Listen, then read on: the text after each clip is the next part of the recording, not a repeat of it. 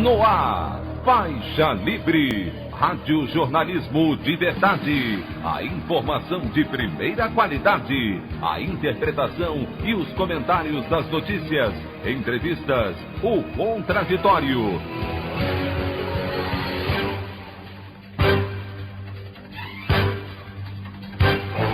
Tudo para aproximar você cada vez mais da realidade do Brasil e do mundo. Apresentação: Anderson Gomes. Tribunal Superior Eleitoral adia eleições do próximo domingo em Macapá, capital do Amapá, por conta do apagão que atinge o estado há 10 dias. Mas partidos pedem que medida seja ampliada para todos os municípios. Após nova polêmica com a vacina chinesa contra a Covid-19, o presidente Jair Bolsonaro indica mais um militar da reserva para a diretoria da Agência Nacional de Vigilância Sanitária, a Anvisa, dessa vez o coronel Jorge Luiz Corman. Laudo do Instituto Médico Legal aponta a morte de voluntário nos testes da Coronavac, provocada por combinação de medicamentos não relacionados à vacina. Essas e outras notícias na edição desta sexta-feira, 13 de novembro do ano de 2020, do programa Faixa Livre.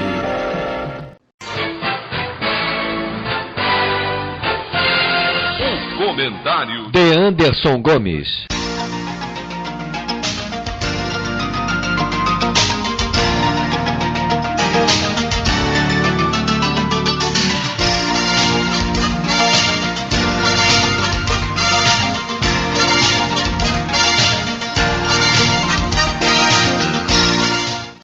Bom dia, ouvintes. Como todos sabem, no próximo domingo nós teremos a realização das eleições municipais por todo o país, um momento muito importante para nós que estamos comprometidos em manter a democracia no Brasil, derrotar o retrocesso e promover igualdade social. Por ocasião do pleito, eu quero trazer alguns dados aqui para vocês que dão um panorama amplo dos desafios que os próximos governantes dos 5.570 municípios do nosso país têm pela frente. Essa é uma compilação feita pela agência IBGE de Notícias, que traz uma síntese de indicadores sociais. Diz o texto: os resultados utilizam dados da Pesquisa Nacional por Amostra de Domicílio Contínua de 2012 a 2019, entre outras fontes. De 2018 para 2019, a pobreza medida pela linha de $5,5 PPC, que significa paridade de poder de compra, caiu de 25,3% para 24,7% das pessoas. Já a extrema pobreza, $1,9 PPC, se manteve em 6,5% da população.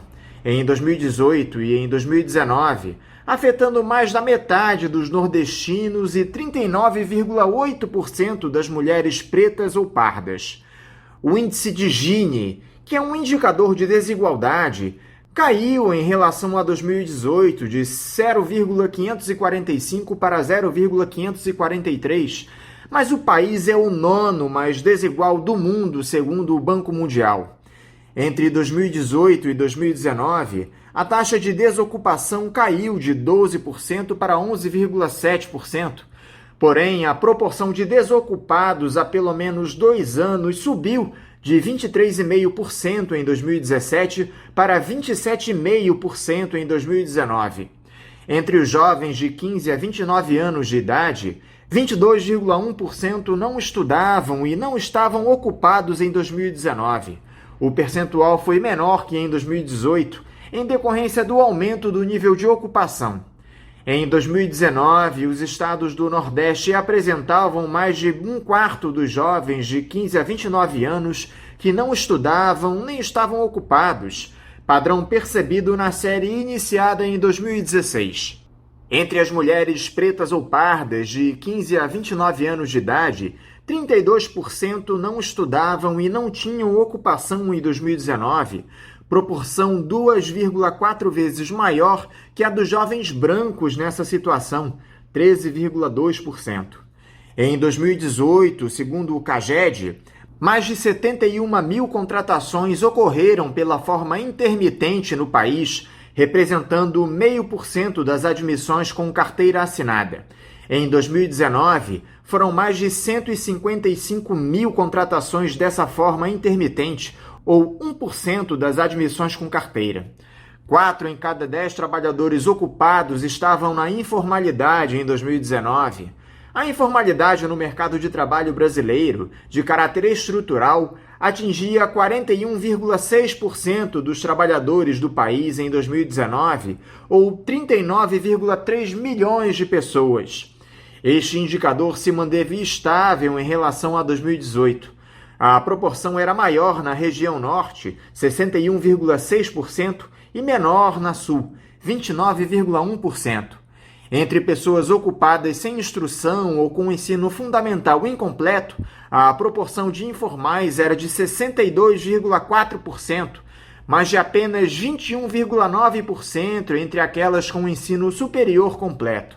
Em 2019, a taxa de frequência escolar bruta das crianças de 0 a 3 anos atingiu 35,6% e, na faixa entre 4 e 5 anos, chegou a 92,9%. Porém, ainda está abaixo das metas do Plano Nacional de Educação, 50% para 0 a 3 anos e universalização para 4 a 5 anos até 2024.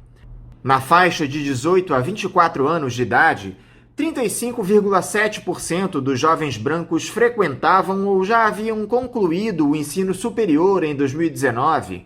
Entre os jovens pretos ou pardos, esse percentual era de apenas 18,9%. Em 2019, entre as pessoas de 25 anos ou mais de idade, 51,1% não haviam completado o ensino médio, mas apenas 4,5% da população nessa faixa etária frequentavam escola. Um total de 23,8 milhões de jovens com 15 a 29 anos de idade e sem ensino superior completo não frequentavam a escola. 57,6% dos homens pretos ou pardos e 53,2% das mulheres pretas ou pardas estavam nessa situação. Entre as razões apresentadas pelos jovens para terem parado de estudar ou nunca terem estudado, precisavam trabalhar foi a resposta mais recorrente, mas com maior incidência para os homens, 43,1%, do que para as mulheres, 26%. O percentual de jovens que não estudavam e nem estavam ocupados caiu de 23% em 2018 para 22,1% em 2019.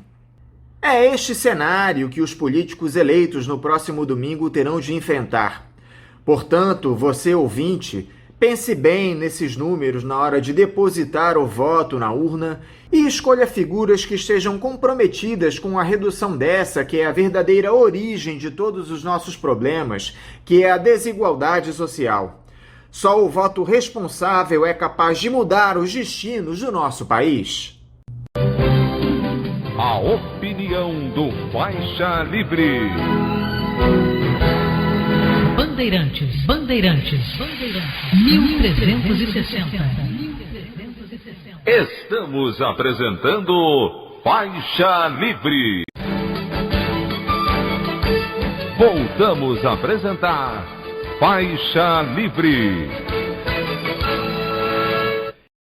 Estamos de volta, ouvintes, com o início da edição de hoje do programa Faixa Livre, que tem na sua produção a jornalista Celeste Sintra, auxiliada pela também jornalista Natália Moraes, tendo no comando do áudio o Francisco.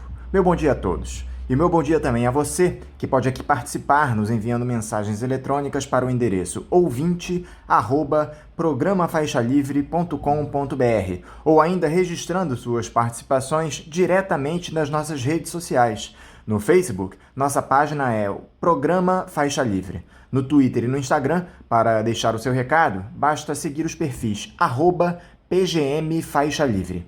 Lembrando que as participações por telefone estão inviabilizadas, pois durante o período da pandemia do novo coronavírus, nosso programa está sendo gravado no dia anterior à sua veiculação. Pedimos desculpas aos nossos ouvintes que costumam interagir conosco desta forma, mas foi a maneira encontrada pela equipe do Faixa Livre para mantê-los informados sobre o que acontece no país e no mundo com essa nossa visão crítica e, ao mesmo tempo, preservando a saúde dos profissionais que levam o programa ao ar. O Faixa Livre pode ser acompanhado também pelo nosso aplicativo para celulares com sistema operacional Android. O nome do aplicativo é Programa Faixa Livre. Os ouvintes também têm acesso à transmissão pelo nosso site, o www.programafaixalivre.com.br, ou pela página da Associação de Engenheiros da Petrobras, a AEPET, uma das nossas entidades patrocinadoras, no www.aepet.org.br. Para quem perdeu alguma das edições ou quer ouvir novamente o Faixa Livre, os áudios das entrevistas e editoriais estão disponíveis no nosso podcast, nos aplicativos Spotify, Deezer e Castbox. E dando início às nossas entrevistas, eu cumprimento o sociólogo e presidente do Instituto Cultiva, Rudá Hit. Rudá Hit, bom dia! Bom dia a todos do Faixa Livre e aos ouvintes. Para mim, como eu sempre digo, é um prazer realmente ficar esses minutos com vocês, para mim muito agradável e eu me sinto útil. Muito obrigado por mais esse convite. Muito obrigado, Rudá, por você novamente estar aqui conosco no Faixa Livre. Rudá, a insanidade do presidente Jair Bolsonaro tem alcançado níveis nunca antes imagináveis. Me parece que ele não mede as consequências de suas palavras. Exemplo disso foi essa ameaça de conflito armado que ele fez aos Estados Unidos, a principal potência militar do mundo, ao rebater a declaração do presidente eleito Joe Biden de que ele poderia impor sanções comerciais ao Brasil caso o país não estabeleça um plano eficiente de proteção ao meio ambiente. Essa história de o Brasil ter pólvora caso a diplomacia não funcione com os estadunidenses, Rudá, tem alguma chance de funcionar? Você sabe, eu tenho a impressão que se trata, na verdade, de uma tentativa, vou fazer uma analogia aqui, talvez um pouco exagerada, mas é só para facilitar a imagem que eu gostaria de sintetizar da minha análise. É como uma criança que começa a olhar no espelho e vê que está crescendo, e ele tem medo de entrar na adolescência ou na vida adulta, e ele se segura junto aos caminhõezinhos dele ou as bonecas, né? E se aferra a essa ideia, né? De que é possível conter o movimento da história e da vida, né? Eu tenho a impressão que é isso que está acontecendo. O Bolsonaro agora está efetivamente cercado. Ele está cercado de um lado pelo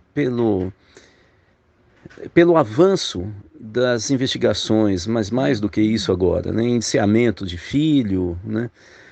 Já com provas que começam a ficar mais robustas, né? Mas ele está também cercado por uma decisão pessoal, né? Aliás, ele está cercado por uma disputa interna do governo que exige uma decisão pessoal muito difícil, que é a briga do centrão / militares, nesse caso tendo como hoje, nesse momento, a principal liderança política do general Luiz Eduardo Ramos, né, que fez a negociação pelo governo com o centrão para que ele ingressasse no governo, e de outro lado os ministros civis histriônicos do governo, no caso o Salles no meio ambiente, o Araújo nas relações exteriores, né? E o Paulo Guedes, né? Que se não é tão provocador em termos dos absurdos, né? De fala política, ideológica, ele é uma pessoa doutrinada e doutrinador, né? Do ultraliberalismo, né? Exagerado, muito vinculado, acho que vai até um pouco além da agenda da Fiesp na defesa do mercado financeiro, né? E também a Damares, mas a Damares vem ficando quieta, né? Parece que ela é mais esperta do que se imaginava, né? De qualquer maneira, nós vimos como o Salles atacou justamente o general Luiz Eduardo, não é à toa, ele está tentando diminuir, jogar o bolsonarismo radical da população, que envolve mais ou menos 12%, não é pouco, é mais de 20 milhões de brasileiros, né, contra o Centrão, atacando o general que é justamente o mediador do governo com o Centrão, né? E depois da derrota do Trump, nós temos então um avanço dos militares no interior do governo, pedindo a cabeça do Salles e do Araújo. Então é uma situação de muita tensão para o Bolsonaro, e aí ele solta, na base da emoção, né, esses impropérios, né, meio que demonstrando uma insatisfação e uma tensão muito maior do que ele imaginava na sua vida, né? Bolsonaro não foi preparado para enfrentar uma disputa, inclusive geopolítica, como ele se envolveu, né? Está sendo demais, né? Um deputado do baixo clero, mas bem lá do baixo clero mesmo, lá no fundo, que é alçado ao cenário internacional e está virando chacota no mundo todo, né? Não é um momento fácil. Além disso, nós temos pesquisas recentes dessa semana, semana passada, mostrando que ele vem caindo, a popularidade dele em 7 capitais do Brasil, e ele já não está muito bem em várias, mas em 7 ele está caindo progressivamente, né? É muita tensão. E como é que ficam os militares em uma situação como essa, Rudá? Com esse tipo de declaração, o Bolsonaro joga a batata quente na mão dos oficiais das Forças Armadas. Há alguma possibilidade de os militares responderem à altura a esse tipo de chamamento do presidente da República? Eu tenho a impressão que os militares já entenderam onde eles entraram, né? Quando você aposta muito alto num jogo e você começa a perceber que por mais cuidadoso que você é na armação da tática daquele jogo, o problema é que o seu técnico e os seus companheiros de time não são lá muito bons, uns são atrapalhados, quando você joga a bola ele tropeça na bola, né? O técnico às vezes fala, todo time vai para frente e fica sem retaguarda. Qual é a atuação? A atuação é, ou você sai do jogo, ou você pelo menos faz alguma firula para não se sair tão mal, né? Pelo menos assim, o time não vai ganhar, mas pelo menos vão falar, olha, que desperdício, né? Que é aquele jogador, olha como ele faz tudo certinho, mas com esse time não dá. Eu tenho a impressão que os militares sabem que não dá mais, eles não podem mais sair do jogo. Eu já disse isso na entrevista passada aqui no Faixa Livre, eles não têm mais como sair do jogo. Lógico que tem analista que confunde às vezes o desejo com análise, né? Mas o fato é que assim, eles estão muito enredados e eles sabem muito bem que se eles saem do jogo, eles criam uma situação de estabilidade no país, né? E serão acusados, né, pela instabilidade. Então, os militares, como eu estava dizendo na questão anterior, eles se tornaram fiel da balança para ter um mínimo de estabilidade no governo e a gente ter um mínimo de racionalidade política no país, de tal maneira que isso aí não acabe, as loucuras internas do governo não acabe transbordando para uma crise institucional, né? Então eles sabem disso, né? Eles não entraram apenas para ter o poder e os cargos, também, mas eles entraram como bloco, e quando você entra como bloco, que seja corporativo ou ideológico, você entra com um projeto, né? O cargo é individual, mas o projeto é coletivo, né? Então eu tenho a impressão que os militares estão tentando contornar essas situações muito delicadas, e eu tenho a impressão que inclusive eles sabem que a própria imprensa internacional e nacional acabam desmanchando esses traques que o Bolsonaro joga de vez em quando na rua, né? Eu acho até que os carros já estão passando por cima dos traques, não estão nem se preocupando mais com barulhinho, né? Eu acho que é isso, né? De novo, eu sei que eu estou exagerando nas analogias, mas estamos perto da eleição, é tanta tensão que eu acabo gerando, sem perceber, uma forma, né, mais amena, né, de relatar e de analisar essa realidade confusa que a gente está vivendo. Mas me parece um pouco aquela história do menino do Pedro e o Lobo, né? Ou seja, tantas vezes ele gritou lobo, lobo, e era mentira, que quando ele está falando sério, ninguém mais leva a sério, né? Ninguém mais acha que é verossímil, né? É isso que está acontecendo com o Bolsonaro, eu acredito. Fato é, Rudá, que a relação entre o Jair Bolsonaro e a ala militar já não é das melhores há algum tempo. Houve recentemente aquele episódio com o ministro da Saúde, general Eduardo Pazuello, que foi desautorizado pelo presidente no caso da vacina chinesa contra a Covid-19. Depois o ministro do Meio Ambiente, Ricardo Salles, ofendendo o general Luiz Eduardo Ramos, ministro-chefe da Secretaria de Governo. Daí o ex-porta-voz da presidência, general Otávio Rego Barros, respondeu através de um artigo criticando o Bolsonaro, ou seja, o presidente já não conta com o prestígio que tinha com os militares. Você acredita que essa fala do Bolsonaro incitando um conflito com os Estados Unidos não possa ter sido dada de caso pensado para atingir os militares, Judá? Eu não acredito. Eu acho que, na verdade, o que nós estamos vivendo é uma espécie de manobra política que os militares ou aprenderam ou já sabiam dela e estão colocando em prática agora, que é o seguinte: quando há qualquer tipo de cotovelada nos militares, no núcleo militar, eles vazam alguma informação para a grande imprensa ou articulam os militares de pijama, né, que não são mais da ativa, para soltar algum tipo de ameaça e assim reequilibrar o jogo.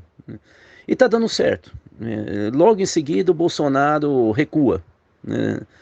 Ou os ministros pedem desculpa, né? Os ministros civis histriônicos, né?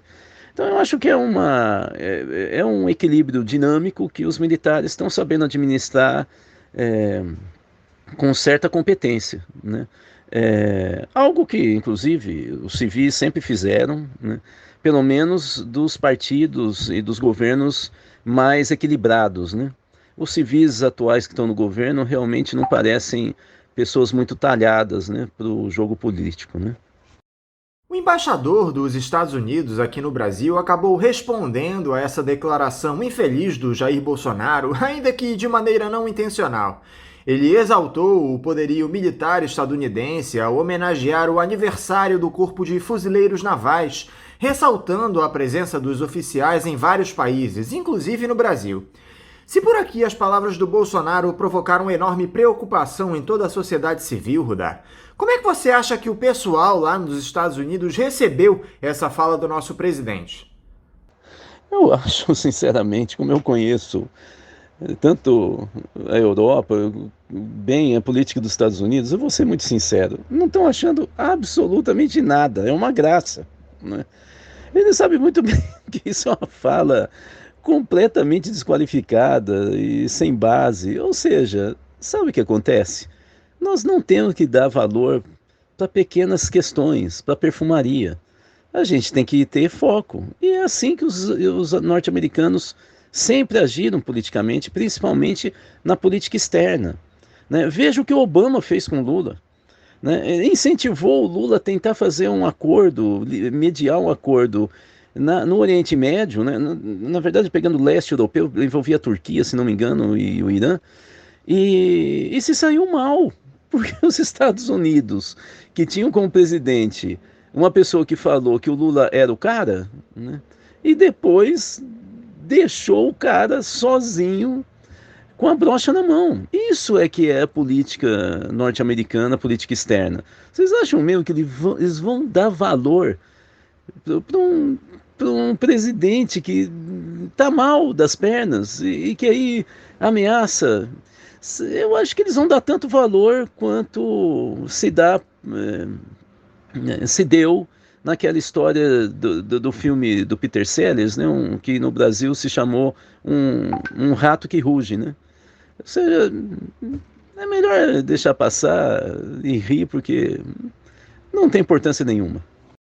Agora, nessa mesma entrevista onde ele desafiou os Estados Unidos, Rudá, o Jair Bolsonaro voltou a minimizar a pandemia e a ofender os brasileiros, dizendo que nós temos de deixar de ser um país de maricas e enfrentar a Covid-19 de peito aberto, voltando a citar que todos nós morreremos um dia, enfim.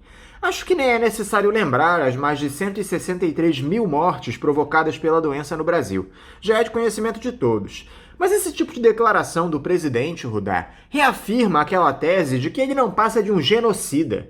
Você não acha que falta uma ação mais incisiva do nosso judiciário para impedir que o representante máximo do nosso país diga esse tipo de coisa? Na minha opinião, isso já passou da alçada do crime de responsabilidade. É um crime contra a humanidade. Não. Eu acho que a gente tem que ter clareza que é um... Primeiro, Jair Bolsonaro é despreparado para governar o país, ponto. Então, temos que partir desse princípio. Porque se a gente avaliar ao contrário, aí sim a gente dá muito valor para essas falas dele, extemporâneas e tal. Ele não tem projeto, ele na verdade tem várias iniciativas temáticas, né, principalmente lideradas por um ou outro ministério, mas efetivamente não há uma elaboração estratégica dele para o Brasil, nem de direita, nada. Assim, é um político muito despreparado, de fato, né? Agora, mas ele trabalha com vários interesses ao redor dele que não são tão despreparados, e é aí que através dos ministérios aparece uma ou outra iniciativa ofensiva. Mas o núcleo mesmo dessas iniciativas não está com Bolsonaro. Então, assim, Bolsonaro lembra, assim, alguns dirigentes da Roma, né, da antiguidade, né? Inclusive alguns tomaram algumas atitudes estranhas, como nomear um cavalo e tal. Mas o fato é que o Bolsonaro lembra um pouco essas lideranças, assim... que tinham esses laivos assim, de iniciativas pouco moderadas, né? Mas, de fato, se nós analisarmos o que esses discursos vêm gerando como prática concreta, nós vamos ver que é mais ausência e omissão, que obviamente que a ausência e omissão pode ser também criminosa. Um médico que não faz nenhum tipo de intervenção para uma pessoa que está tendo um ataque cardíaco, por exemplo, é evidente que essa é uma omissão criminosa, mas de fato, às vezes eu vejo uma análise tentando imaginar uma ação muito determinada e extremamente ofensiva, quando ela na verdade é uma omissão por incapacidade, né, de elaboração. Eu acho que a gente tem que regular melhor a nossa leitura sobre o que é o nosso presidente da República. Óbvio que às vezes a gente quer dar uma imagem muito maior para ele, porque afinal os segmentos progressistas e esquerda do Brasil foi derrotado por essa pessoa. Fica mal para o currículo, né? Mas infelizmente ele é muito menos do que às vezes as análises sugerem, né? Mudando um pouco de assunto, Rudá, eu gostaria de abordar com você as eleições municipais que acontecem já agora no domingo. Nós vemos aí cenários semelhantes apontados pelas pesquisas nas principais capitais. No Rio e em São Paulo, nós temos um candidato mais destacado na primeira posição, no caso Eduardo Paes e Bruno Covas, respectivamente, e uma briga intensa pela outra vaga no segundo turno. Aqui na capital fluminense, entre o atual prefeito Marcelo Crivella, a Marta Rocha e a Benedita da Silva. Já em São Paulo, a disputa pelo segundo posto fica entre Celso Russomano, Guilherme Boulos e Márcio França.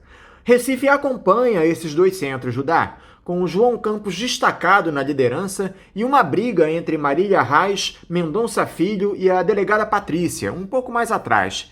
Eu gostaria que você analisasse essas disputas pelas principais capitais do país no próximo domingo, Rudá.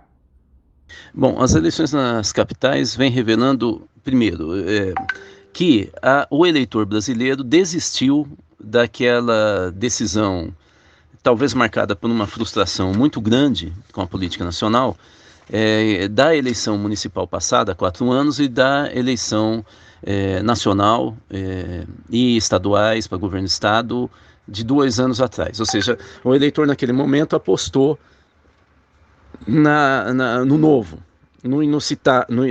inusitado, no apolítico, no empresário, e se deu mal. Essas eleições vêm revelando nitidamente que o eleitor preferiu ter agora uma posição mais moderada. Por que eu estou falando moderada? Porque, em primeiro lugar, não está apostando no novo. Nós temos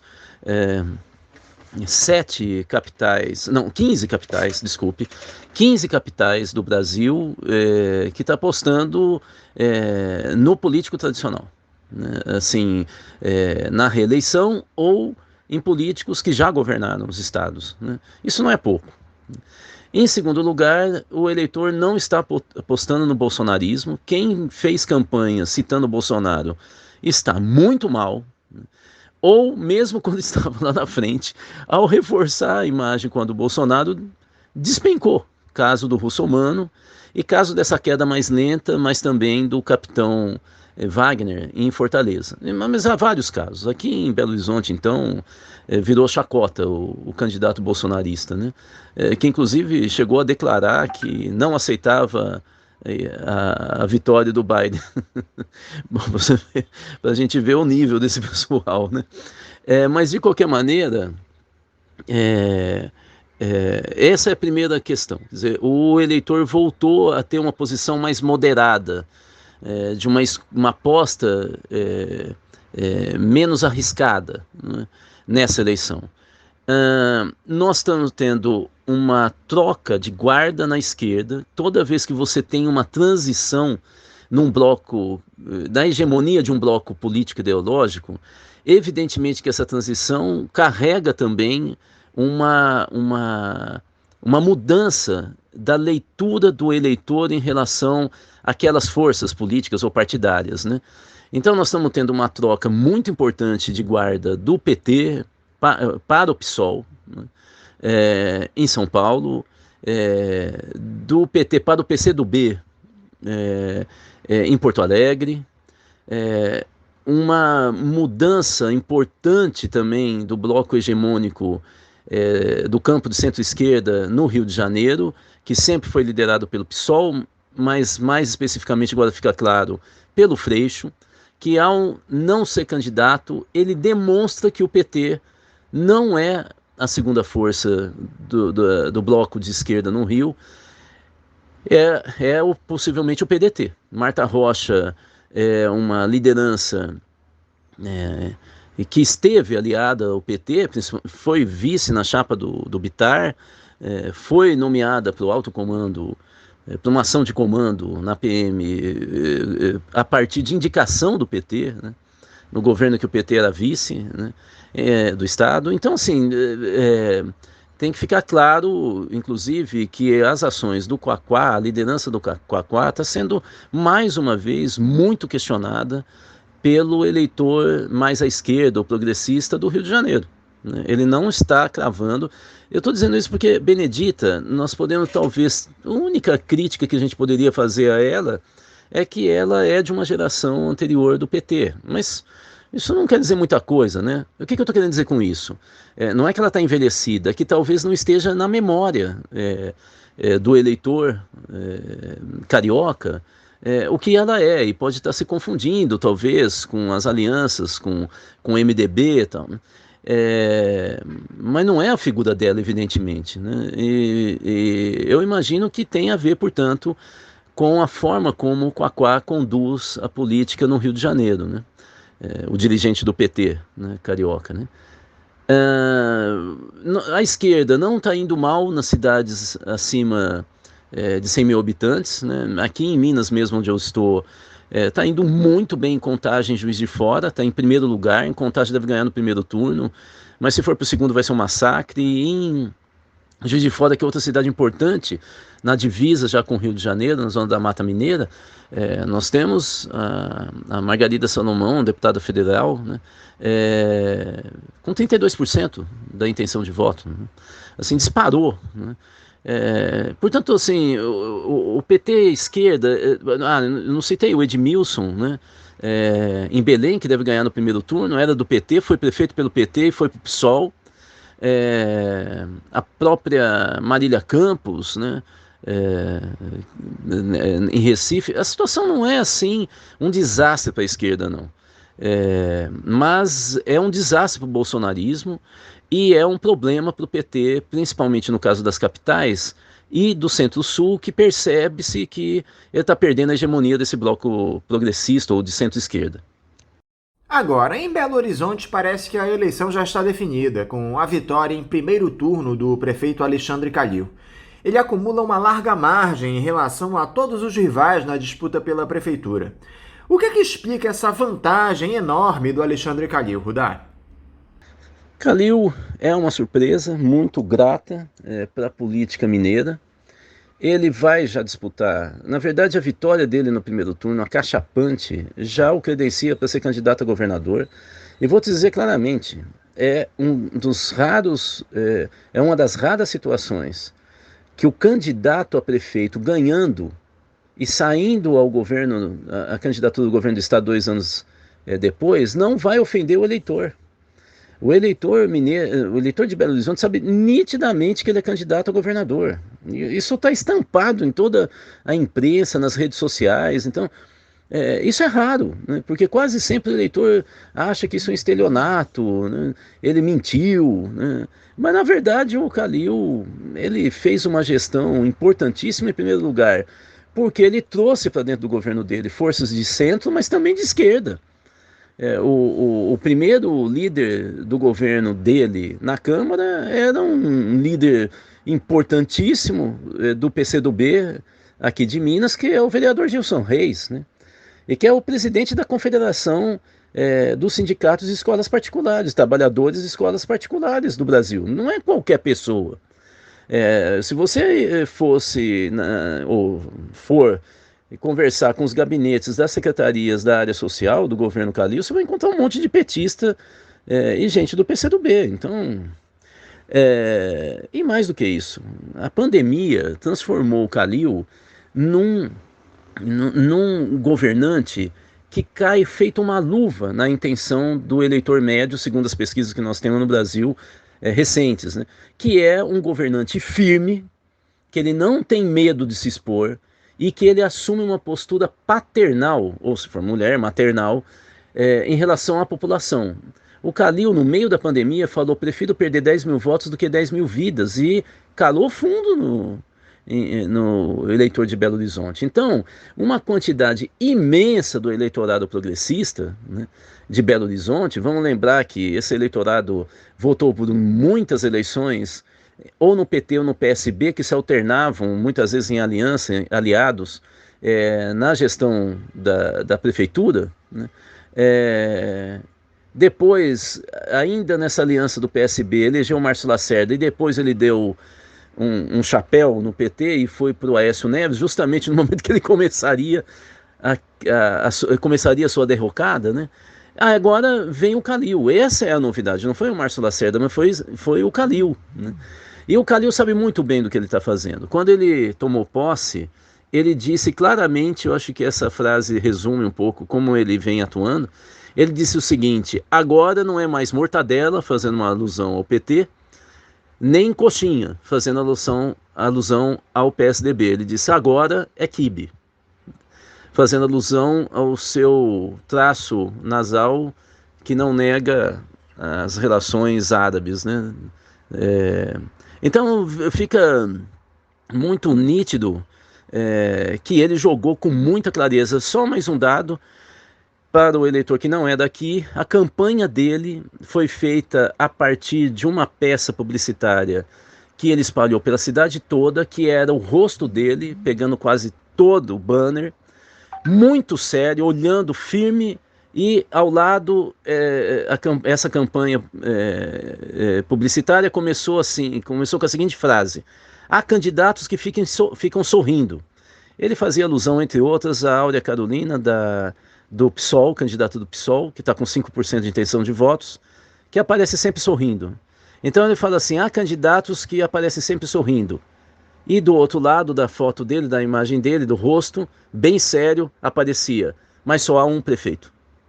Então, assim, ele fez a campanha de uma pessoa séria que não está para brincadeira. E pegou inclusive no eleitorado de esquerda. Você acredita que nós possamos ter alguma surpresa no final de domingo, Rudá? Algum candidato de última hora pode despontar nessas grandes capitais, repetindo o fenômeno do bolsonarismo 2 anos atrás? Surpresa a gente sempre tem, né? Porque se não tivesse surpresa, não precisava ter eleição, não é? A gente já era só fazer pesquisa e o resultado da pesquisa a gente já nomearia, né? Pesquisa é uma foto do momento. Se eu faço uma série histórica com muita frequência, então a gente pode ver o movimento. Se eu faço com muita distância entre uma e outra pesquisa, eu não consigo ver claramente o movimento. Além disso, o jogo político, como qualquer jogo, de repente acontece algo inesperado no jogo e muda, inclusive, a posição da torcida, né? Então, é lógico que pode ter surpresa, né? Parece que, nesse momento, as tendências são aquelas que eu analisei na questão anterior, em relação ao resultado nas capitais, né? Mas a gente pode ter uma ou outra surpresa, não diria nem surpresa, né? Uma mudança de tendência e não ter segundo turno em São Paulo, por exemplo, né? Podemos ter uma ou outra mudança dessa situação, uma arrancada final, né? Em cima da militância e dinheiro, né? Ou dinheiro, né? Ou os dois, né? Mas eu realmente, com tantos anos de análise, tenho 58 anos, eu não sou mais daqueles que faço aposta. Aliás, nunca fiz, mas eu acho um péssimo vício de alguns analistas brasileiros que adoram apostar. Fala, quer apostar? Não, tá bom, aposta e aí quem ganha? E quem ganha, ganha o quê? É muito infantil, né? Há quem diga, Rudá, que assim como em 2018, essa será a eleição do voto útil, ou seja, muita gente vai votar para tentar evitar que um candidato chegue ao segundo turno. Você concorda com essa tese, Rudá? O que nos levou a chegar a esse ponto de muitas vezes ter de abandonar o candidato de preferência para evitar o mal maior? É um sinal dos novos tempos? Olha, de novo, a gente tem que ter pouco de leitura das pesquisas que a gente tem, né, de perfil do eleitor, não de intenção de voto. O eleitor brasileiro é pragmático, ele não vota em partido e não vota, só as bolhas votam, e não votam achando que um candidato especificamente é tão diferente do outro, né? As pesquisas junto ao eleitor médio, que o eleitor médio brasileiro é pobre, né? Revelam que o eleitor brasileiro médio, ele faz uma diferenciação quando ele faz, porque às vezes ele vai, ele decide votar a partir de uma indicação de amigo ou da família, ou de quem está à frente nas pesquisas, né? Por isso que a pesquisa é, de fato, um dado de campanha e não um dado de informação. Mas o fato é que o eleitor ele faz a distinção a partir de um certo dado mais nítido sobre o que aquele candidato já fez para ele. Você vê que é uma leitura muito utilitarista, né? O que eu ganho com isso? Ou, como vem demonstrando algumas pesquisas com os beneficiários do Bolsa Família, principalmente mulheres, quando a pessoa tem uma origem humilde. Então, nas pesquisas qualitativas com as beneficiárias do Bolsa Família, existe essa tendência delas falarem que a pessoa que teve uma origem humilde ou passou fome, ela tem na memória algo que possa desencadear uma decisão, quando governante, favorável aos pobres, né? Então, a gente tem que parar com essa coisa, se o eleitor está abandonando. Ele sempre abandonou, ele não tem essa preferência tão nítida, não. A não ser que o candidato tenha essas características. É por isso que o Lula, com todos os ataques, continua sendo o principal líder político do país. Não vamos dizer que o Bolsonaro é o líder ou que o Moro, né? Eles podem ser celebridades de momento, mas eles não são líderes, né? Eles não lideram exatamente uma forma de pensar a política. Eles fazem frases de efeito, né? E alguns um pouco até afônicos, né? Ou algo parecido, né? Então, assim, nós temos que ter um pouco mais de cuidado nesse tipo de análise, de que o eleitor mudou, ele sempre mudou de posição, ele nunca teve uma posição muito rígida. Quem tem é quem é engajado, e nós não podemos fazer análise a partir do que nós somos, né? Para encerrar, Rudá, diante desse caos que foi estabelecido no país, Você vê algum risco nas eleições do próximo domingo? Risco em todos os sentidos, de exacerbação da violência por conta dessas ideologias extremistas, por conta também da pandemia, risco de fraude no processo eleitoral. Você teme que algo de diferente possa acontecer no dia 15? Não vejo risco nenhum. Ou se eu fizer uma fala um pouco mais ponderada, eu diria que é o mesmo risco que teve nas eleições dos Estados Unidos agora recentemente. Nada além disso. Uma outra briguinha judicial, uma fala alimentada por um arrobo discursivo, que não vai muito além disso. Evidentemente que o Trump criou um discurso ofensivo para criar o anti-efeito dominó, ou efeito dominó reativo, né? Porque nós tivemos um efeito dominó no nosso continente, que começou com a eleição na Argentina, que deu retorno aos peronistas, progressistas, justicialistas ao governo, depois a Bolívia, em que o partido do Evo Morales volta de maneira consagrada ao poder, ao plebiscito no Chile, em que se vota a partir do alinhamento com as posições do Partido Comunista Chileno, e não é à toa que o candidato que está à frente, embora com menos de 16% de intenção de voto, mas que está à frente nas eleições presidenciais do ano que vem é do Partido Comunista, né? Um prefeito importante da região de Santiago, né, do Chile, da região metropolitana, e depois a derrota de Trump, né? Ele então começa a fazer ameaças, fala que vai para a justiça, que ele que ganhou tal, para ver se ele cria, obviamente, nos Estados Unidos, mas também na América, um efeito reverso, colocando os seus apoiadores de novo na rua, questionando todo o processo democrático. Não, até agora não deu nada, a não ser a tentativa de assassinato do presidente eleito na Bolívia, o Arce, né? 2 dias antes de tomar posse. Porém, ele tomou posse, né?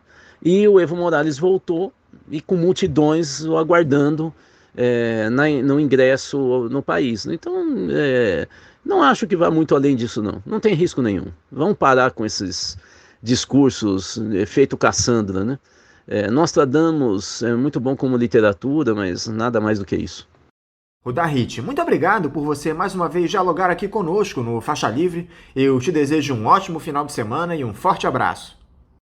Bom, eu só tenho a agradecer mais uma vez esse convite de vocês, que para mim é muito prazeroso e me honra. Eu queria só destacar o que eu acho que você, e quem está nos assistindo, vocês perceberam na minha fala aqui nas respostas, é para a gente parar de entrar naquele ritmo e naquela lógica de muita adrenalina que teve início em 2015 no Brasil. Nós já estamos, essa onda está indo embora, né, em todo o continente americano e não só no Brasil. Eu acho que a gente tem que voltar a ser um pouco mais ponderado, não ficar com leitura épica da política brasileira, vai ter golpe, não vai ter eleição, isso aí acabou, né? Hoje, à distância, a gente lembrando como tantos analistas, inclusive jornalistas, falaram, não vai ter eleição em 2018, vai ter um golpe militar dentro do golpe, a gente começa a achar até uma graça, né? Que alguém tenha dito isso, e cada vez que a realidade mostrava que não era para isso, não iria para esse lado, nem pedia desculpa, né? Continuava criando uma nova análise catastrófica, né? Acho que aqui no nosso continente nós estamos entrando de novo numa lógica da política tradicional, né? Que é uma política liberal, né? Às vezes com uma ou outra lógica mais progressista, né? Mas nós estamos entrando num certo padrão, né? Num circuito da ordem, né? Os extremistas de direita, antissistêmicos, né, não deram resultado, fracassaram, né? E os seus seguidores, né, imagino que gente muito frustrada, né, com dificuldades de relacionamento com o mundo adulto, tá? Eles também começam a falar sozinhos, né? Eles nem saem mais à rua Quando sai num punhado de gente, né? Imagino que eles saem logo em seguida, na verdade o grande pretexto é tomar um chopp no bar da esquina, né? É isso, gente. Nós não estamos mais naquele clima de 2015 e está na hora da gente mudar a chave interpretativa e começar a perceber que o jogo político voltou, né? E nesse caso, a gente tem que pensar mais nas forças políticas que estão cristalizadas no Brasil, né? É elas que vão jogar a partir de agora e estão jogando o jogo, né? Então, ter um pouco mais de cuidado, portanto, em relação a isso e abandonar as teses épicas, né? É isso. Um bom final de semana e uma boa eleição para todos nós. Nós estamos merecendo, depois de tantas eleições confusas, né? Conversamos aqui com o sociólogo e presidente do Instituto Cultiva, Rudahit.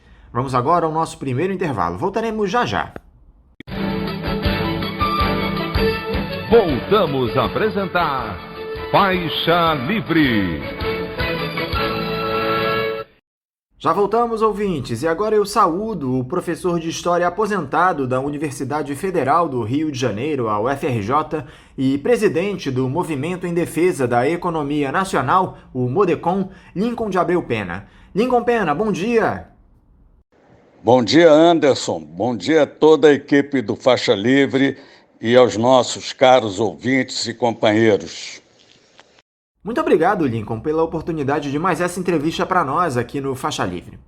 Lincoln, nós teremos no domingo próximo aquilo que muita gente chama de Festa da Democracia, que são as eleições no nosso país. Eu te confesso que não vejo desta forma. Na minha opinião, nós estamos longe de ter uma democracia plena no Brasil. Eu gostaria de começar a nossa entrevista falando a respeito das suas expectativas para o pleito municipal do dia 15. O que é que você espera dessas eleições e dos políticos que serão escolhidos pelo povo para comandarem as 5.570 cidades do nosso país? Meu caro Anderson, as minhas expectativas para as eleições municipais são, acredito, as mesmas da maioria da população brasileira. E não há motivos para que sejam diferentes. Estamos diante de um panorama que confirma o desalento dessa grande maioria do povo, agora mais ainda em função da pandemia e sobretudo, do descaso dos gestores públicos, a começar pela presidência da República, cujo papel desagregador tem provocado um descontrole junto aos demais responsáveis pelo combate à epidemia, como os governadores e prefeitos, isso sem falar em outras instâncias, inclusive na área propriamente dita da ciência, tecnologia, que são deixadas à margem desse processo de acompanhamento e das medidas sanitárias que deveriam ser adotadas. Eu acho que isso causou um desalento ainda maior diante de mais um pleito municipal. As eleições, que deveriam ser momentos de avaliação do desempenho dos governantes, mas sabemos que elas têm sido movidas por interesses outros que não os de atender às necessidades básicas do eleitorado, acabam sempre se frustrando, não só porque os eleitos não cumprem rigorosamente o que prometem, os compromissos assumidos em campanha, como na prática acabam também frustrando em razão do total distanciamento que eles têm em relação às suas comunidades, ao seu eleitorado de modo geral. Logo, festa da democracia, como você sinalizou, no final das contas, uma maneira hipócrita de se referir às eleições, porque não é o ajuste de contas que a gente deveria fazer a cada 2 anos ou 4 anos, se nós considerarmos as eleições municipais separadamente das eleições nacionais. E muito menos representa o momento de renovação das esperanças do povo. Claro que, dependendo da época, da conjuntura, a assim chamada festa da democracia pode ter algum significado positivo. Basta lembrar o retorno, por exemplo, das eleições diretas em 1989, que realmente chegou a fazer sentido o termo. Foi um momento de reencontro do povo com as urnas e seus candidatos populares. Hoje, contudo, não dá para chamar um pleito eleitoral de festa, embora os candidatos populares, com seus militantes ativos nas ruas, não deixem de ser um fato festivo, no bom sentido. Mas temos que fazer valer a ideia de festa popular pelo simples motivo de que, com todas essas limitações e frustrações, a presença do voto é uma razão para que saudemos a presença do espírito democrático.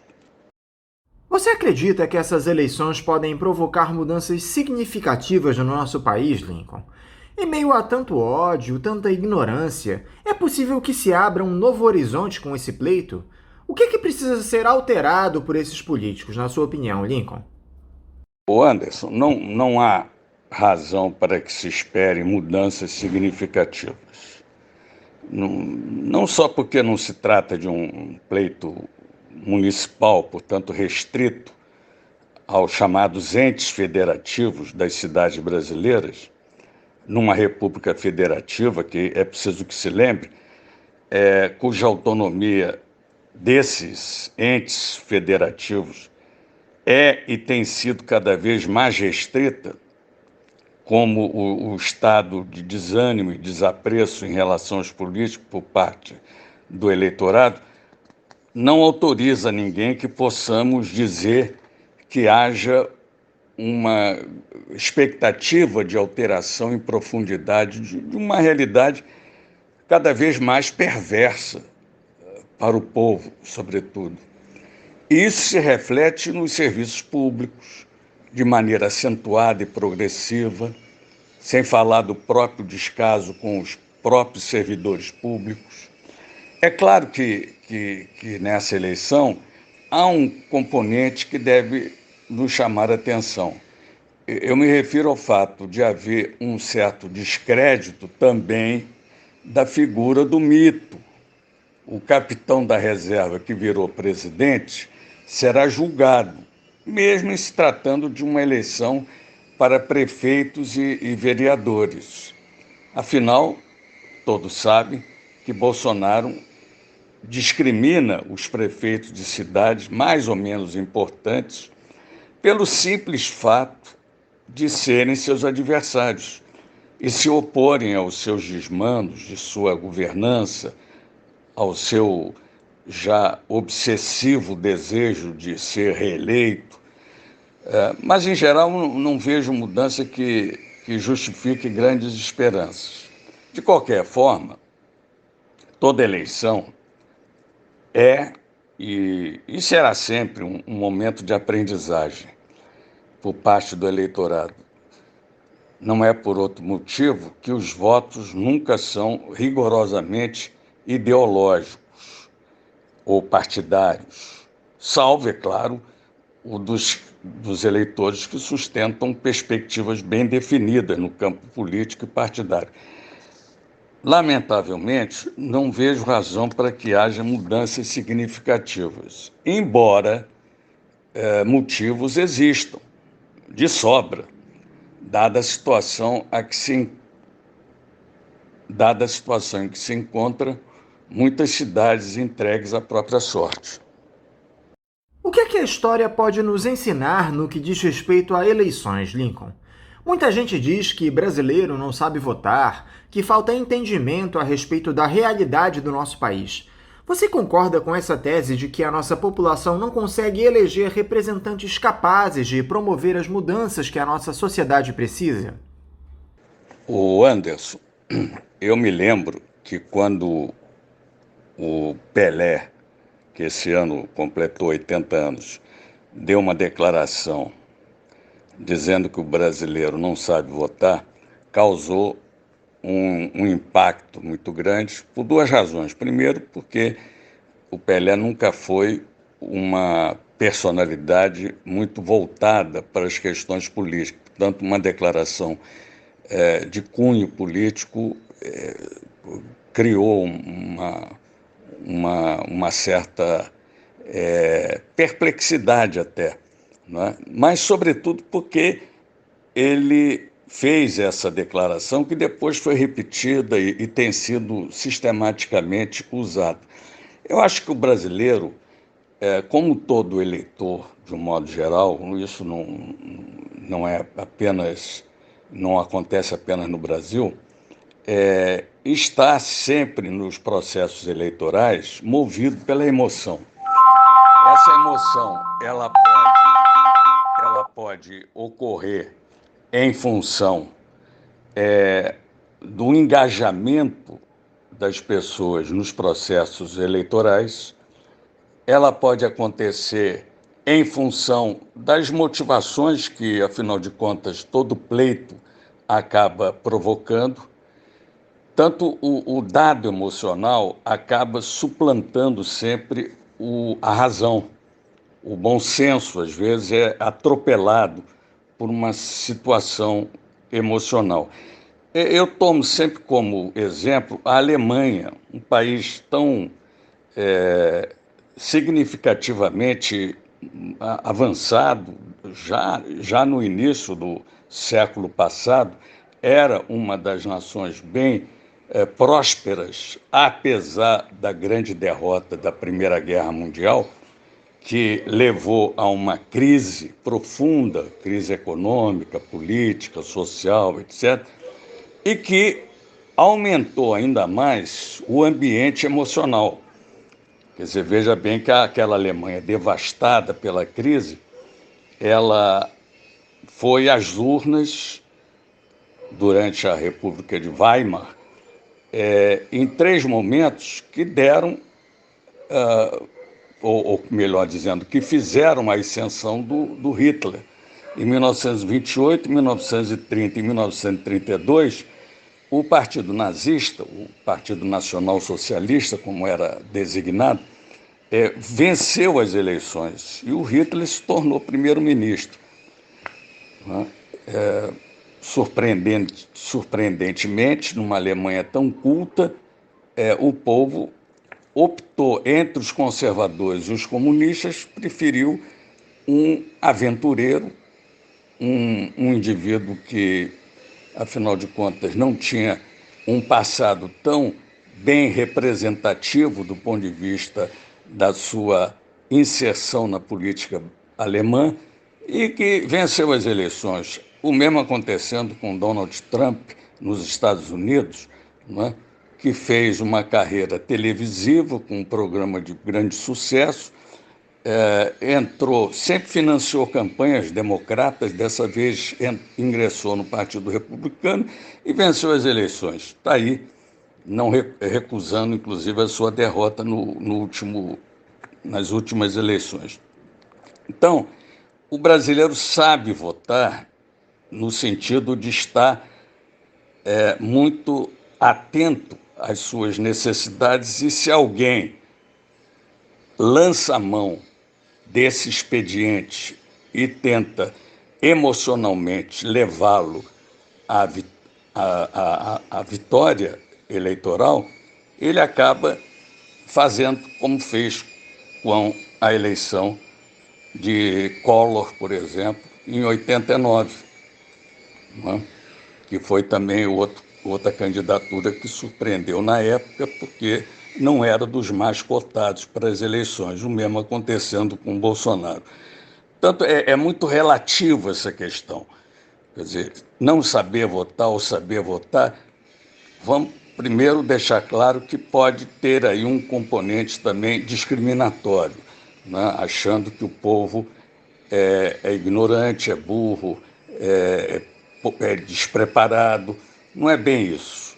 Depende muito da situação concreta para que a gente possa julgar a pertinência ou não.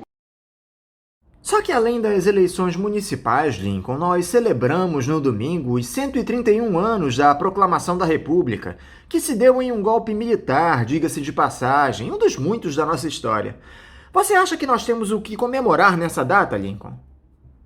Vamos inicialmente deixar claro o sentido dos golpes, não é? A Proclamação da República, há 131 anos, como você está recordando, foi um golpe. Isso é indiscutível. Mas ele representou o que muitos analistas chamam de golpe progressista, em oposição aos golpes regressistas, como o de 64, por exemplo. Os golpes progressistas, como o próprio nome define, são os que, mesmo usando o expediente golpista, são feitos para fazer avançar o interesse de nações ou de grupos sociais emergentes com projetos mais avançados, ao contrário dos regressistas, que são tipicamente reacionários porque travam, né, os avanços e mantêm estruturas arcaicas, obsoletas. Nesse sentido, e retroativamente, dá para comemorar aquilo que aconteceu há 131 anos atrás. Por quê? O que não, antes de mais nada, o que não nos impede de deixar claro que a nossa República ainda não se tornou uma realidade plena. Permanecer como um sonho, ou melhor, permanece como um sonho, né? Um dos mais autênticos republicanos que sempre idealizaram essa República. Veja bem que esse desejo aumentou consideravelmente quando das comemorações do primeiro centenário da República, da Revolução Francesa aqui no Brasil, né? E então ela não se tornou nenhuma realidade, haja vista a eterna presença, por exemplo, dos interesses da Casa Grande, isto é, dos descendentes escravocratas, dos grandes proprietários de terras, modernizados hoje em dia pela internalização do capitalismo no campo, e pelos velhos e novos coronéis que continuam comandando parte imensa de municípios e demais povoados nas regiões menos urbanizadas, sem falar de outros atores políticos oriundos de fenômenos mais recentes que fazem da legalidade, ou seja, da ausência dos poderes públicos, fazem da ausência desses poderes públicos, por isso eu uso o termo alegalidade, a não legalidade, fazem desses territórios terras de ninguém, para que se tornem mandantes junto às populações mais abandonadas e que se tornam, por isso mesmo, reféns desses grupos, que hoje são claramente definidas como as milícias associadas mais recentemente ao crime organizado e que prosperam nas periferias urbanas. A palavra república, Lincoln, é derivada do latim res publica, que significa coisa pública, ou seja, aquilo que diz respeito ao interesse de todos os cidadãos. Na sua opinião, os nossos representantes na política fazem jus a essa palavra, Lincoln? Eles governam respeitando os interesses de todos? São poucos os que merecem a denominação de republicanos, pelo compromisso com pautas que têm o interesse nacional e popular como referência em seus trabalhos como representantes do povo. A grande maioria, o Anderson, não só não faz jus à menção de republicanos, como agem na contramão dos interesses nacionais e populares.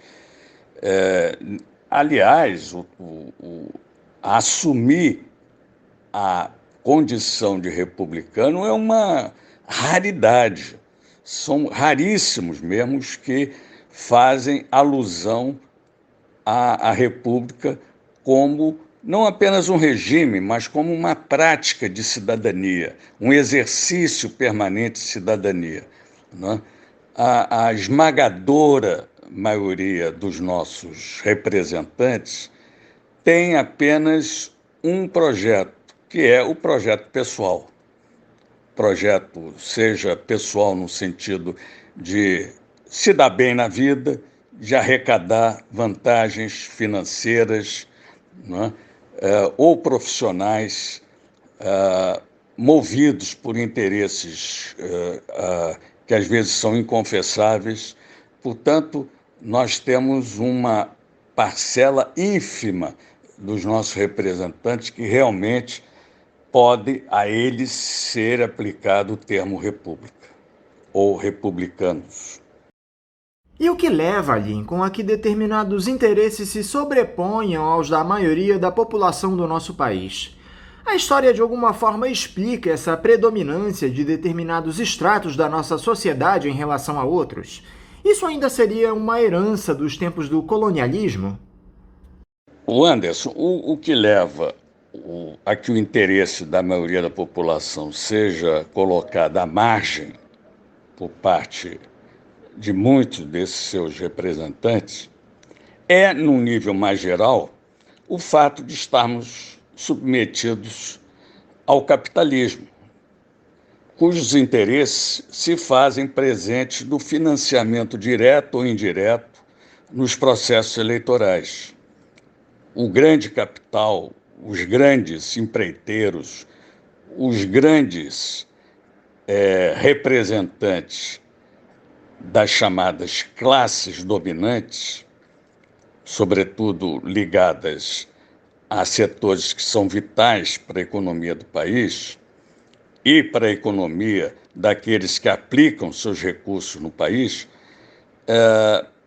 passam ao largo dos interesses populares. Essas chamadas elites dominantes, elas têm em relação ao povo brasileiro um total desinteresse, não tem nenhum comprometimento com o seu nível de escolaridade, com o atendimento aos interesses básicos da população, como moradia, saúde pública. De modo que não é de estranhar que a grande maioria dos nossos parlamentos, tanto municipais como dos parlamentos estaduais e do parlamento federal, né, os representantes desses três níveis estejam direto ou indiretamente associados a esses interesses. Isso explica a inoperância do ponto de vista dos interesses populares do que se faz hoje na política brasileira. Você acredita que o voto por si só seja capaz de alterar essa lógica de dominação do capital hegemônico no nosso país, Lincoln? Não seria necessário haver mudanças nas estruturas de poder que se estabeleceram por aqui? É claro que o voto por si só não é capaz de mudar essa situação, mas sem ele fica ainda mais difícil, porque, no mínimo, o voto retrata o que somos e como têm reagido os eleitores, ressalvadas todas as interferências que acabam se impondo na escolha dos eleitores.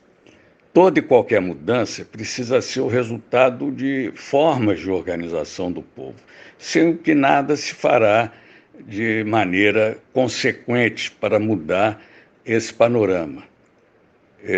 Eu acho que aí a gente tem que fazer valer a ideia de que a democracia representativa, com todas as nossas limitações de um país que acaba servindo mais aos interesses dos patrões do que dos assalariados, ainda assim é melhor do que qualquer outro retrocesso, ainda que isso esteja um pouco distante, felizmente, da nossa realidade. Mas cautela e caldo de galinha não fazem mal a ninguém.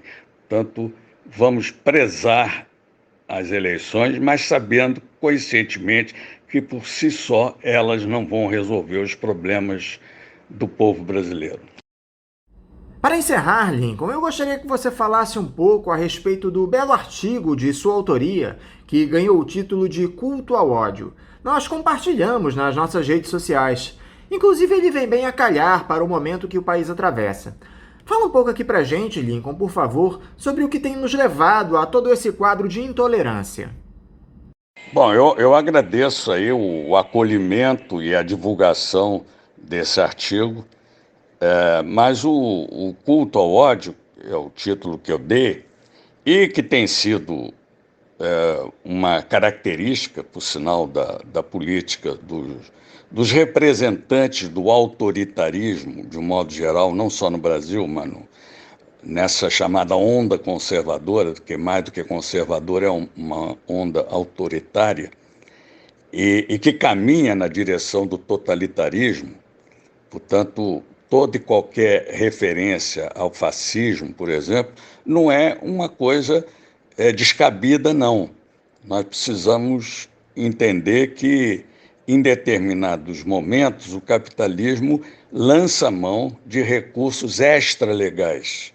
Portanto, uma das formas de imprimir curso a esse projeto autoritário, e eu escrevi esse texto para dizer que o atual governo cultiva essa prática, que é muito bem representada pelo Bolsonaro.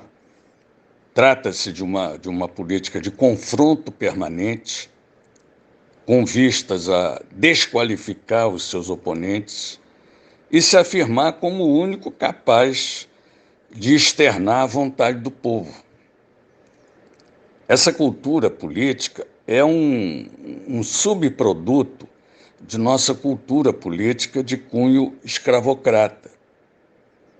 Nela estão presentes, por exemplo, o mandonismo local, o coronelismo, o racismo, sob forma mascarada, que representa, aliás, a pior face do racismo, porque é o preconceito de não se ter preconceito, como disse certa vez Florestan Fernandes.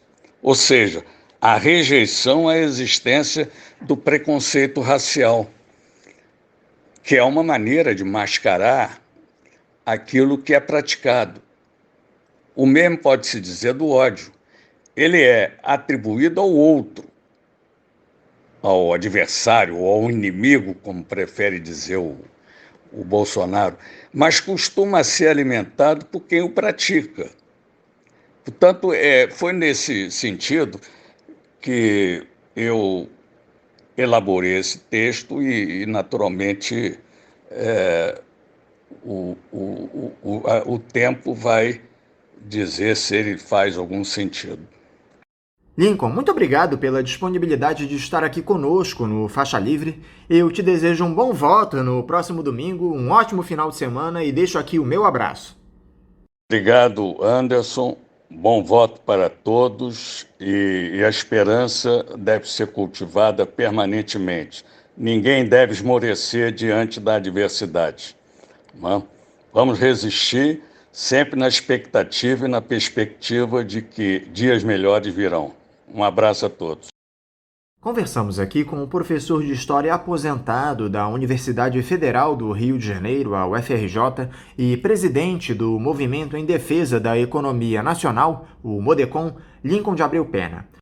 Dentro desse processo de transição que vem ocorrendo no programa nos últimos tempos, os ouvintes que desejam ajudar a manter o Faixa Livre no ar devem passar a fazer as suas contribuições na conta em nome da Associação de Funcionários do BNDES, a AFBNDES, cuja agência é a do Banco Itaú, de número 1964, conta corrente 03004, dígito 1. Repetindo, Banco Itaú, agência 1964, conta corrente 03004, dígito 1. O CNPJ da AFBNDES para a realização dos depósitos de quem não é cliente do referido banco é o 33-984-550-0001-41.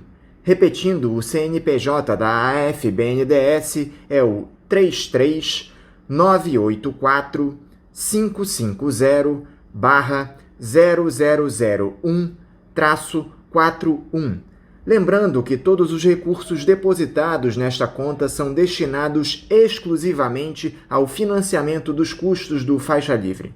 Para quem não conseguir anotar as informações referentes à conta, elas estão disponíveis no nosso site, o www.programafaixalivre.com.br, e nas nossas redes sociais, no Facebook, Twitter e Instagram.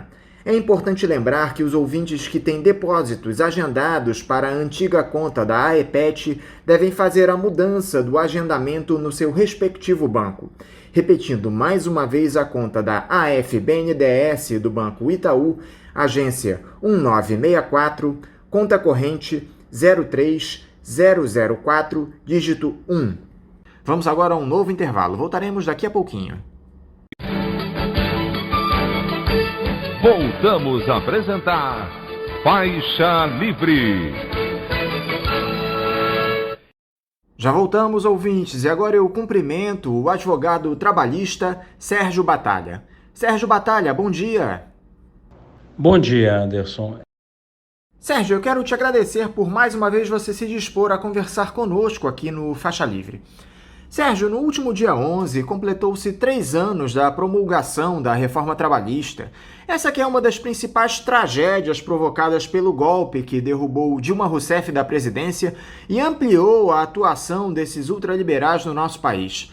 Nós cansamos de falar aqui no programa a respeito dos problemas provocados por essa mudança na legislação trabalhista, que não foi a única, diga-se de passagem. Tivemos também a permissão para a terceirização das atividades fim, entre outras perdas. Mas eu gostaria que você, como especialista em direito trabalhista, falasse um pouco a respeito dos retrocessos que essa reforma já trouxe de 2017 para cá aos trabalhadores brasileiros. Eu acredito que em relação a esse triste aniversário dos 3 anos da reforma trabalhista, a principal cobrança que eu acho que nós deveríamos fazer hoje seria a dos milhões de empregos que seriam criados, foram prometidos em troca da reforma trabalhista.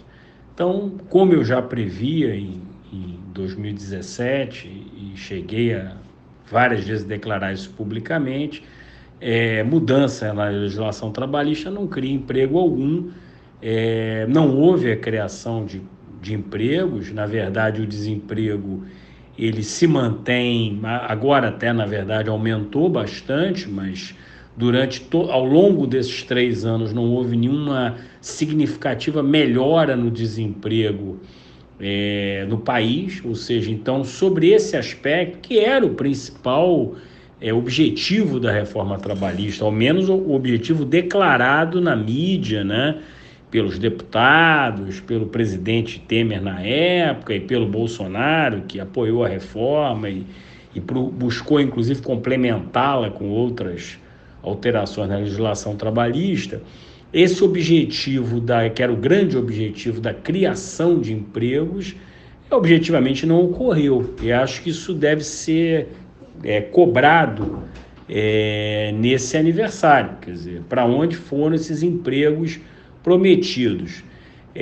No tocante aos efeitos efetivamente concretos da reforma trabalhista, nós podemos destacar principalmente a dificuldade que ela criou para o acesso à justiça do trabalhador.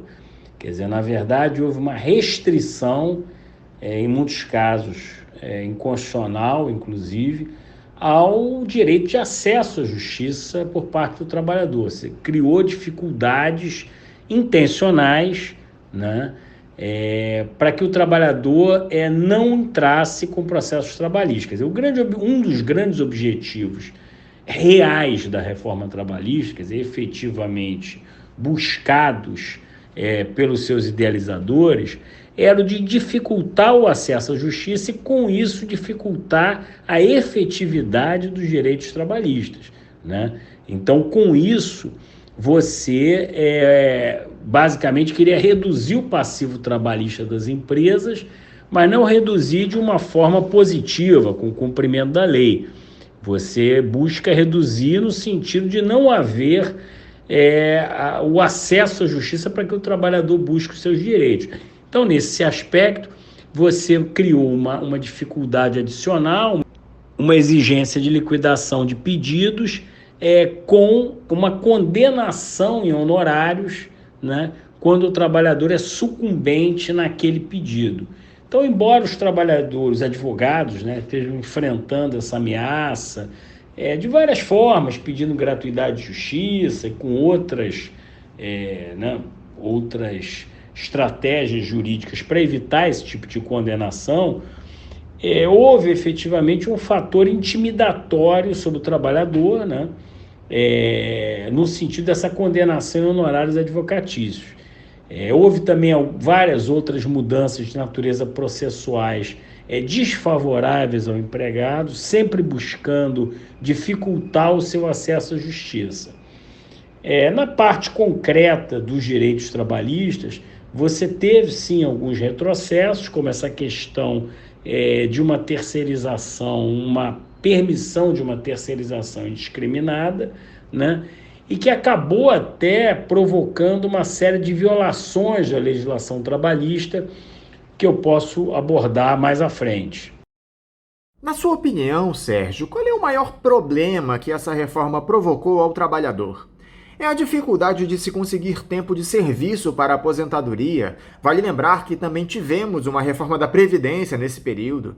É a escassez de direitos dos trabalhadores, é a insegurança nos empregos. O que mais preocupa os profissionais atualmente? Olha, talvez o maior problema que a reforma trouxe, além da dificuldade de acesso ao judiciário, foi essa concepção, né, de que você teria que retirar direitos trabalhistas para viabilizar, né, os empregos, né? E essa concepção também de que muitos empregadores passaram a ter em função de uma propaganda enganosa mesmo, divulgada pela imprensa e por muitas associações e lideranças patronais, de que teria ocorrido uma espécie de desregulamentação total do direito do trabalho no Brasil, quase que um fim dos direitos trabalhistas, né? Eu outro dia fui até surpreendido por um cliente meu, um empresário que estava fazendo um contrato de pessoa jurídica totalmente irregular com uma pessoa que na verdade era um funcionário seu. Eu alertei a ele, disse, olha, está errado, essa pessoa tem que ter carteira de trabalho anotada, porque tem todas as características, né, jurídicas de um contrato de trabalho. E ele me disse assim, de forma até ingênua mesmo, olha, mas eu vi aí, isso não é a reforma trabalhista, você não pode fazer esse tipo de contrato de pessoa jurídica com qualquer pessoa. Quer dizer, há essa falsa noção divulgada e que está provocando muitos males, né? Um certo clima de, poderíamos dizer assim, de liberou geral nas relações de trabalho, né?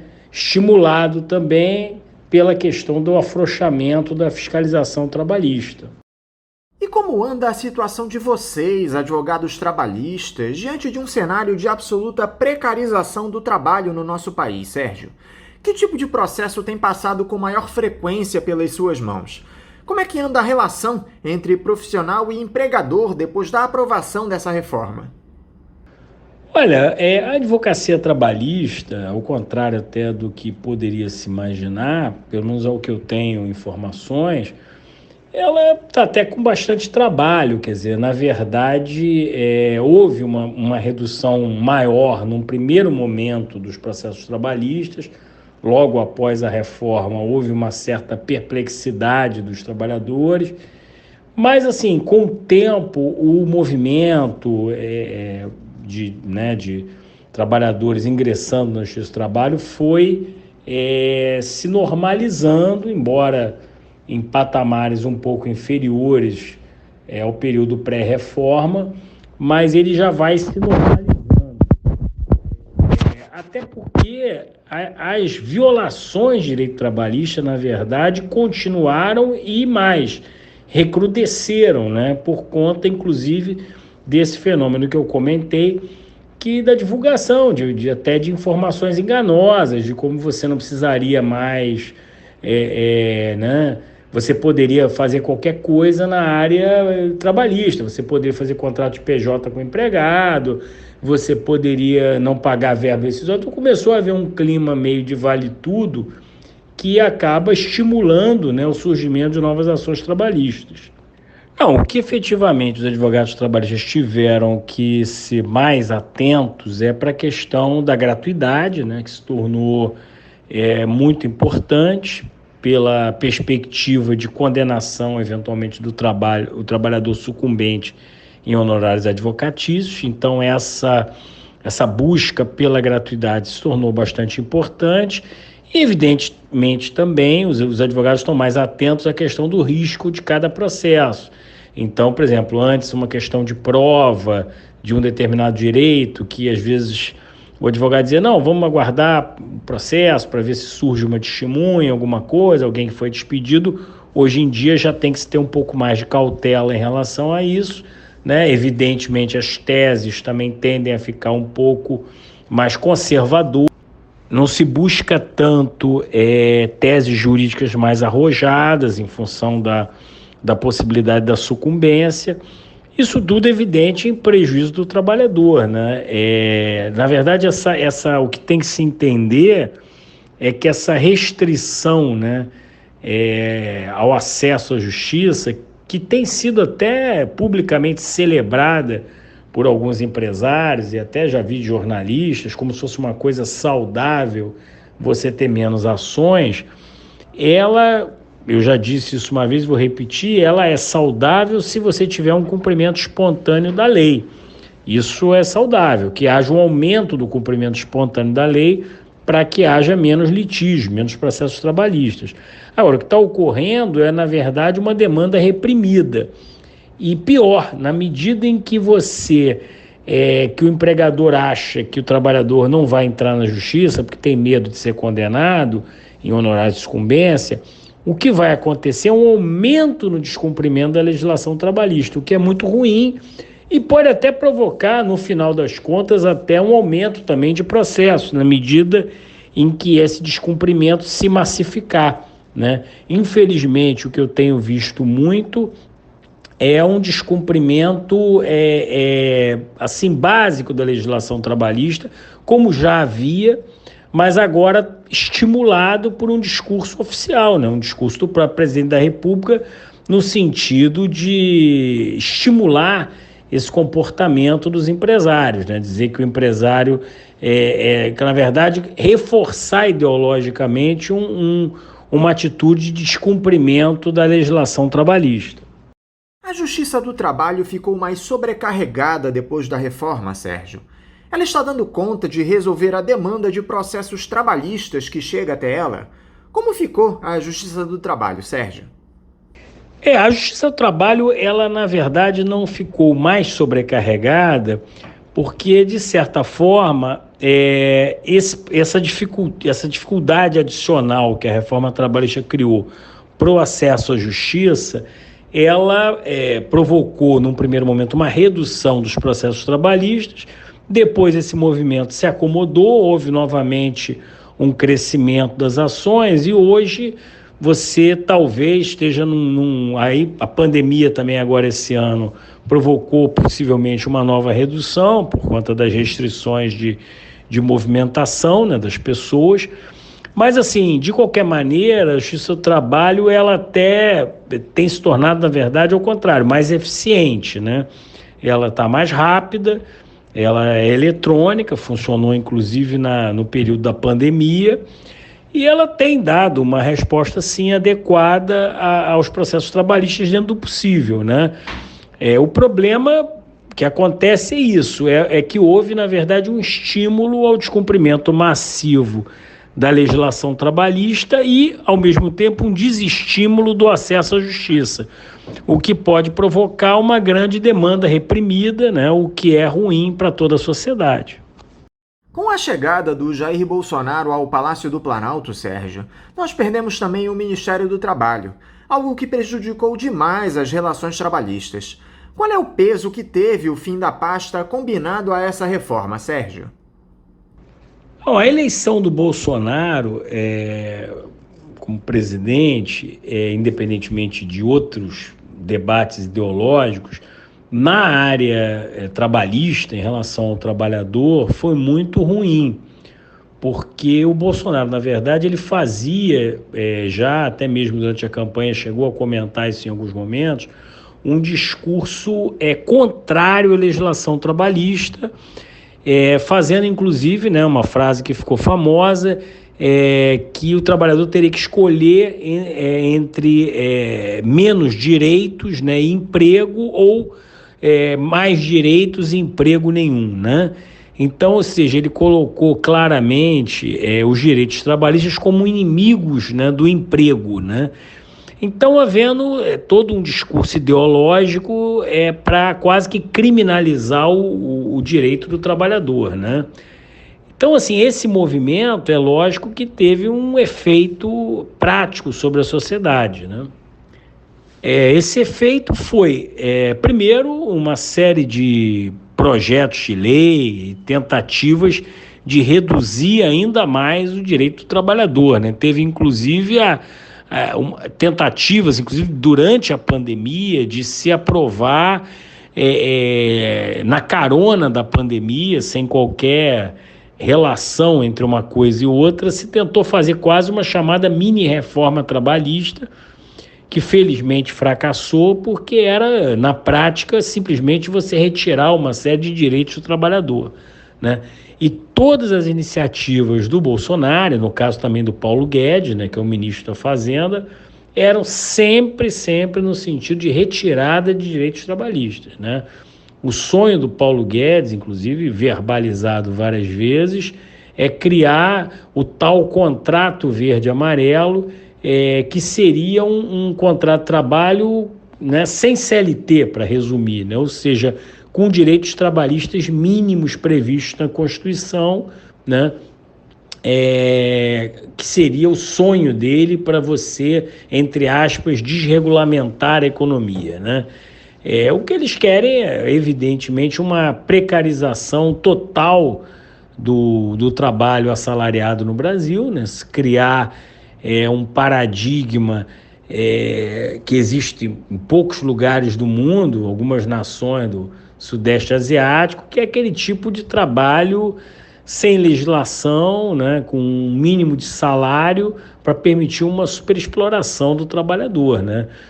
É um projeto muito ruim para toda a sociedade, porque você esmaga, inclusive, o trabalhador como consumidor, né? Esse tipo de relação de trabalho normalmente existe apenas em nações muito pobres que vivem da exportação de alguns produtos. Então, como você não busca mesmo qualquer projeto de que passe por um mercado interno forte, por um consumo interno forte, você acha que não tem problema ter uma nação praticamente de escravos que servem para produzir mercadorias para exportação. Não é esse o projeto do Brasil, ao menos o projeto que se consagrou nas últimas décadas, né? Então, isso é muito ruim para a sociedade e, basicamente, atende a setores mais atrasados da economia brasileira, principalmente o agronegócio, que vive mesmo para exportação. Então, quer dizer, não busca um mercado interno, né? E também alguns setores mais atrasados da economia, da indústria brasileira, que tem essa visão ainda, vamos dizer, quase que semi-escravagista do direito ao trabalho. O fim do Ministério do Trabalho, dentro dessa ótica, né, dessa visão, foi uma medida até lógica, né? Ele basicamente o Bolsonaro já havia dito que iria, aspas, né, tirar o fiscal do pé do empresário, o que significa, na prática, não fiscalizar o cumprimento da legislação trabalhista. Na prática, houve sim um afrouxamento e uma corte de verbas da fiscalização trabalhista, né, o que representa, acaba estimulando o descumprimento dessa legislação, né? Acaba gerando um clima de impunidade entre os empresários, né? E infelizmente é o que se está vendo, né? Muito descumprimento da legislação trabalhista, baseada numa sensação de impunidade e num discurso ideológico, né, que estimula esse descumprimento, embora até muitas vezes, é bom que se diga, não há qualquer amparo legal nessas atitudes, e o empresário pode até, mais à frente, pagar pela sua imprudência, né? Ser condenado em processo trabalhista, criar um passivo trabalhista alto, vir talvez até a quebrar com a sua empresa, por acreditar nesse discurso ideológico e por confiar nessa impunidade prometida pelo presidente da República, mas que muitas vezes não vai encontrar abrigo na própria Justiça do Trabalho. Com essa pandemia e a ampliação do quadro de desemprego no nosso país, Sérgio, nós vimos o governo federal implementando algumas medidas para favorecer as empresas, como a redução dos salários e da jornada de trabalho de maneira proporcional e até a suspensão de contratos de trabalho. Você acha que essas medidas foram eficientes para manter os empregos ou se tornaram ainda piores em um cenário de empobrecimento da nossa população e precarização da legislação trabalhista, Sérgio? O que o Estado deveria ter feito, na sua opinião, para manter os empregos durante a crise da Covid-19? Quando veio a questão da pandemia, a resposta do governo era mais ou menos a que se previa em função do perfil, né, ideológico do governo. Ele buscou resolver exclusivamente, principalmente, o problema dos empresários, né? Então, as medidas que foram criadas, elas foram, principalmente como elas foram para o Congresso, eram basicamente buscando desonerar os empresários, né? Então, permitindo a eles a suspensão dos contratos, para que eles não precisassem pagar salário, permitindo redução de jornada e de salário para que eles pudessem pagar menos aos empregados. Então, a preocupação básica era com os empresários. Por sorte de todos, inclusive dos próprios empresários, essas propostas originais foram modificadas no Congresso e foram criados os auxílios emergenciais, com, né, o valor de R$600 lá previsto, alterado pelo Congresso, né, e que acabou mantendo a economia aos soluços aí, mas mantendo durante esse período. Agora, a intenção do governo realmente era basicamente só desonerar os empresários, o que é uma medida, na prática, ineficiente, porque o que todo mundo fez, o que se fez em todo mundo, basicamente foi estimular o consumo, né, do mercado interno com a concessão de auxílios, né, como nós fizemos com o auxílio emergencial aos trabalhadores. Quer dizer, essa, na verdade, é a medida mais eficiente, né? É você buscar, quer dizer, na verdade, o que o governo poderia ter feito, teria um efeito, eu acho, ao meu ver, até melhor, seria manter os contratos de trabalho, né, inclusive para que esses trabalhadores mantivessem esse período contando para a Previdência, e arcando, se fosse o caso, com o salário ou com a diferença do salário, mas assim, sem prejuízo para esses trabalhadores, porque na verdade houve prejuízo, né? Houve, em muitos casos, uma redução de rendimentos, o que foi ruim, né? O ideal é que fosse mantido o poder de compra temporariamente desses trabalhadores com o aporte do governo, né? Essa, na minha visão, teria sido a saída ideal e que foi feita, né, em outros países e vários outros países capitalistas, inclusive, foi feito esse tipo de solução para você estimular a economia, né? Porque nesse momento o que você mais precisa é dinheiro na mão do trabalhador, né? Não dinheiro na mão do empresário, né? Como foi a preocupação do governo, né? Inclusive as primeiras medidas do Guedes foram totalmente ineficientes, umas tentativas de liberar crédito para empresário, que não tem sentido algum, porque o empresário ele não vai pegar crédito para vender para quem? né? Então, assim, o fundamental é você botar dinheiro na mão de quem consome, né? Do trabalhador, principalmente, que isso que falta o empresário brasileiro ter essa concepção, quer dizer, o cliente dele, né, é o trabalhador, né? No fundo, quem compra a maioria das mercadorias, serviços, produtos, é o próprio trabalhador. Então, quando você investe contra os direitos do trabalhador, você acaba provocando uma redução do que a gente chama de massa salarial do país, porque esses direitos eles não são direitos, vamos dizer assim, meramente declaratórios, né, etéreos. Eles são coisas como FGTS, 13º, férias, são coisas que se refletem em dinheiro no bolso do trabalhador. Quando você retira os direitos, você reduz a capacidade de consumo do trabalhador. Você vê alguma possibilidade, Sérgio, de revisão dessa reforma trabalhista em um futuro próximo, com a correlação de forças que temos na política brasileira? Está mais do que provado que, ao invés de modernizar a relação entre empregado e empregador e gerar mais empregos, como era prometido, essa revisão das regras só piorou a vida dos trabalhadores. É possível reverter isso? Não, eu sinceramente espero que a reforma trabalhista seja ou totalmente, que seria ideal, ou pelo menos em grande parte revertida, quando nós tivemos um governo com uma visão social-democrata no país, né?